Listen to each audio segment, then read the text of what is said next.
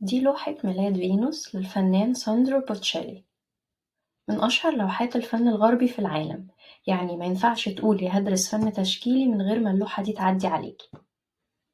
مؤخرا وسائل التواصل الاجتماعي شددت القوانين الرقابية على المسموح بنشره على منصاتها وإيه اللي مش مسموح بنشره.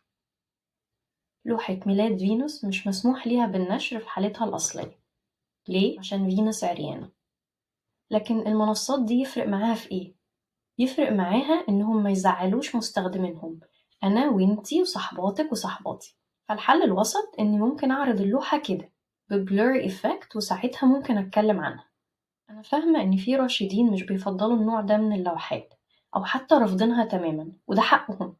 من حق كل إنسان يختار الفن اللي بيستمتع بيه ومتوافق مع قيمه وميوله، بس هي دي كلمة السر، يختار.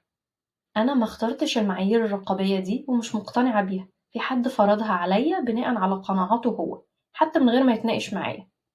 فعادي جدا إني ممكن أصحى بكرة الصبح ألاقي إن الرقابة اتشددت وبقت كده أو كده أو حتى كده، وساعتها هيفضل لنا إيه من تاريخ الفن؟